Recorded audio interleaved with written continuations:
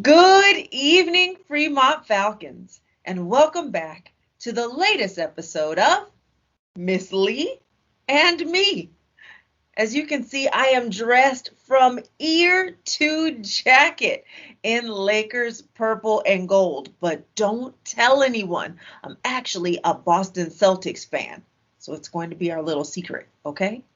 Okay. Now for the main attraction. Tonight's selection is a book celebrating, you guessed it, the late, great Kobe Bryant.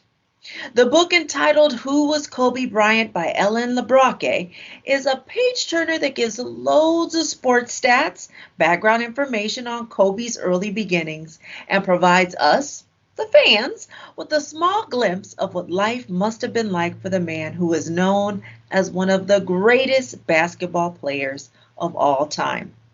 Or, as he is often referred to as, the man, the legend, the Black Mamba.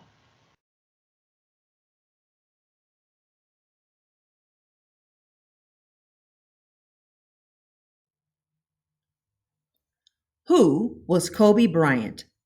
It was June 26, 1996, the night of the National Basketball Association, the NBA, draft, when professional teams select new players.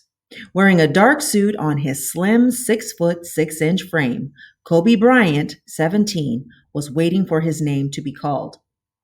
Just days earlier, Kobe had graduated from Lower Merion High School outside of Philadelphia, Pennsylvania. He was considered the best high school basketball player in the nation. High school players usually went to college to prepare themselves for entering the NBA draft. Kobe was different. He wanted to become a professional right away. Playing in the NBA has been my dream since I was 3, Kobe said.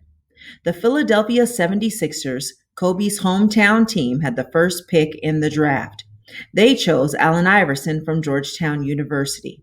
The first 12 teams all chose college players. Finally, the Charlotte Hornets selected Kobe with the 13th pick. Once his name was announced, Kobe put on a Hornets baseball cap before he walked to the podium to greet the TV cameras. Kobe, though, would never play 1 minute for the Hornets. Even as he smiled in front of the cameras, Charlotte was already talking with the Los Angeles Lakers about trading Kobe for an experienced center, Vlade Divac. The Hornets, with number 13, had a much higher pick than the Lakers, who had the 24th selection. Charlotte chose somebody who would be a valuable trade for Los Angeles. The Hornets already had all stars who played shooting guard, Kobe's position. They wanted someone like the 7 foot, 1 inch tall Divac. Kobe was grinning on the outside, but the details of the draft would stick with him. The fact that 12, really 13 teams had passed on him would fuel his drive to be the best for the next 20 years. Kobe did become one of the NBA's greatest players of all time. He won 5 NBA titles, led the league in scoring 2 times, and was an 18-time All-Star. But on the day of the 1996 NBA draft, 17-year-old Kobe still had his whole career in front of him, and he was ready to play. Chapter 1: A Kid Named Kobe. Kobe Bryant was born on August 23, 1978, in Philadelphia, Pennsylvania. His first name came from a type of Japanese beef that his parents had noticed on a restaurant menu. Kobe's mom, Pamela, said later they always knew their son would be special, and that is why they chose that unique name. Kobe's dad, Joe Bryant, was a professional basketball player for the 76ers. When Kobe was 3, he loved to watch his dad play on television. While he watched, Kobe would often run down the hallway, jump onto a mini trampoline, and slam a ball into an 8 foot high plastic hoop. When Kobe was 6, his dad's basketball career changed his family's lives. Joe had played for 8 seasons and had been traded to 2 different teams. In 1983, he moved his whole family to Rieti, Italy, so he could play basketball there. Rieti is a small city 15 miles from Rome. The Bryant family did not know how to speak Italian at first.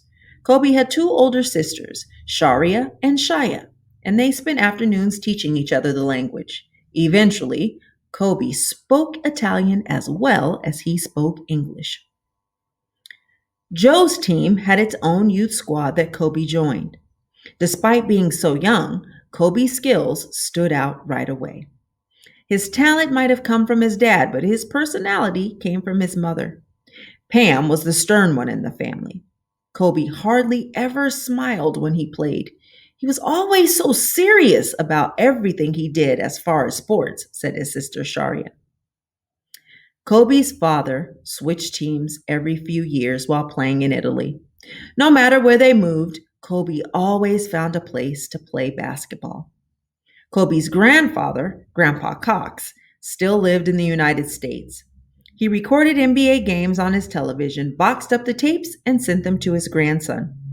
Kobe watched the games again and again. He studied the moves of NBA players like Michael Jordan of the Chicago Bulls. Then he would go to the courts near his house and practice those moves for hours at a time. In November 1991, when Kobe was 13, his family returned to Philadelphia. He was back in his home country, but he felt like an outsider. He didn't understand American slang. He didn't know what clothes were cool to wear. Kobe didn't blend in with the kids at school. He took the anger he felt about being an outsider and he used it on the basketball court. The year after he returned to the United States, Kobe attended Lower Merion High School. He started on the varsity basketball team as a freshman and spent every free second practicing. In addition to his high school team, Kobe played on an amateur athletic union, AAU team, and they played against all-star teams from all over the country. During the summer, Kobe attended top basketball camps and faced other great players. He began to stand out even among the best. Kobe worked harder than any other kid I've ever seen, said Sam Rhines, one of Kobe's coaches. By the time Kobe was a senior, he was considered to be the best high school player in the entire country. During his senior season, Kobe led Lower Merion to a state championship title and averaged more than 30 points and 12 rebounds per game. Almost every college basketball team in the country recruited him. On April 29, 1996, Kobe held a news conference in his high school gyms. Photographers, writers, teammates, and friends surrounded him. Everybody wanted to hear Kobe's decision. He announced, "I've decided to skip college and take my talent to the NBA." The crowd erupted in cheers. Kobe flashed a bright grin. Chapter 2. Welcome to the show. Less than a month after Kobe joined the Los Angeles Lakers, Shaquille O'Neal left the Orlando Magic and also signed with the Lakers. Standing at 7 feet 1 inch and weighing more than 300 pounds, Shaq was the most dominating center in the world. Kobe's first season in the NBA, 1996 to 1997, was a learning experience. He was much younger than his teammates. This made it difficult for him to fit in with them. When they traveled, he sat quietly on the plane watching movies or reading. He spent a lot of time alone in his hotel room, ordering room service and watching other NBA games. In the playoffs, the Lakers were losing 3-1 against the Utah Jazz in the second round of a best-of-7 game series. If the Lakers lost Game 5, their season was finished. The game was tied 87-87 with 11 seconds to go. Kobe took the Lakers' final shot. It was an air ball, a completely missed shot. The game went into overtime, and things only got worse for Kobe. He shot 3 more air balls, and his team lost. The Lakers' season was over. The team flew home from Utah to California that night. His teammates were disappointed and exhausted, but Kobe was already planning for the next season. The moment he stepped off the plane, he drove to a high school down the street from his house. A janitor opened the gym for him. Kobe shot baskets all night. When the sun came up, he kept shooting. He never wanted to let down his teammates or his fans again. Kobe spent the entire offseason working to improve. He played in the Lakers Summer League, lifted weights, worked with the trainer, and shot baskets endlessly. His hard work paid off. In his second season, he became the youngest player ever to start in the NBA All Star game. During the game, he played against his idol, Michael Jordan. He challenged Michael, but he also asked him for advice and tips. Michael treated him like a little brother. In Kobe's third season, 1998 to 1999, he started every game and became the Lakers' second leading scorer behind Shaq. He also became a great defensive player by studying his opponents. At times, it seemed like Kobe knew what move a player was going to make before the player did.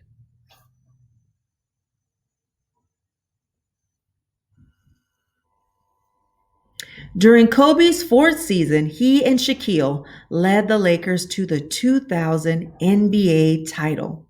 The Lakers had a new coach named Phil Jackson.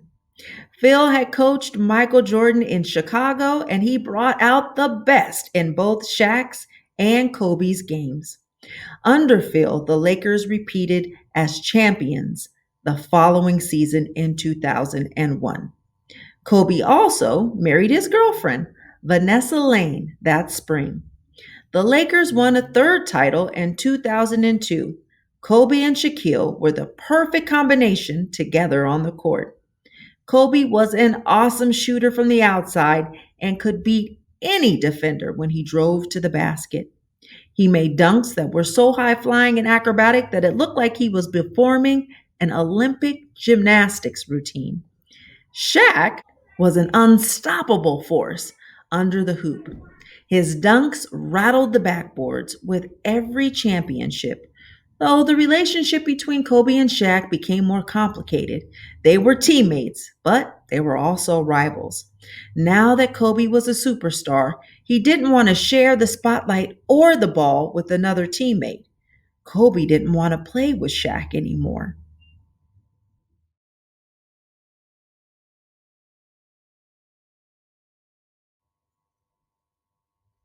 Chapter 5. Father Time is Undefeated. The summer Kobe won his fifth NBA title, he turned 32 years old. After playing in the NBA for 14 seasons, he no longer had anything to prove. He was considered an all time great. Kobe, though, was wearing down. His whole body ached from all the jumping and running that he had done over the years.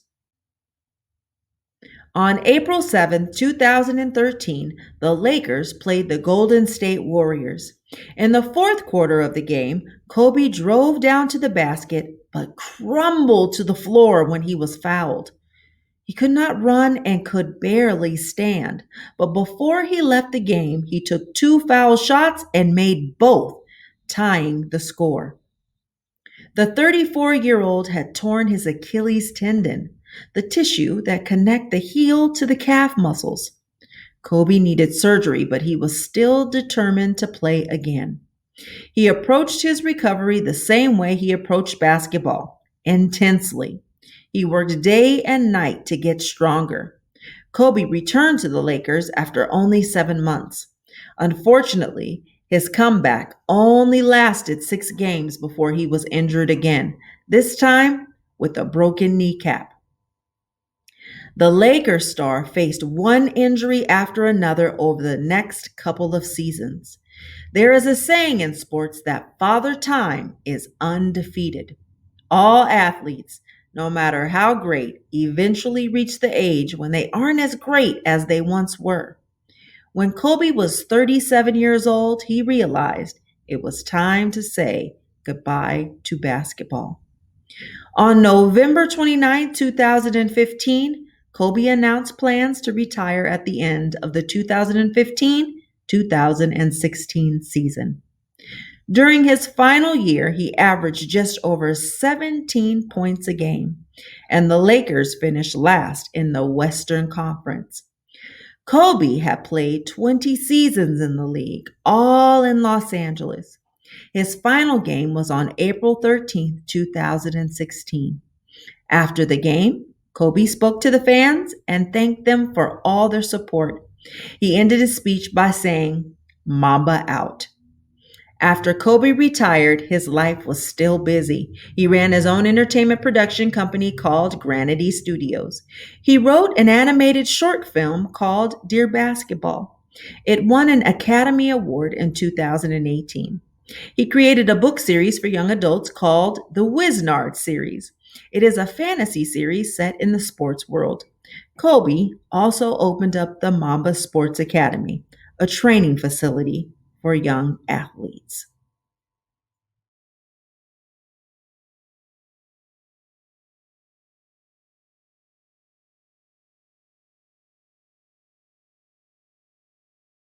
I hope you enjoyed listening to Kobe's autobiography. I am a huge sports fan and love learning about players I have watched over the years. So I'm hopeful that you were inspired by his story and came away feeling like you have the ability to accomplish anything you put your mind to.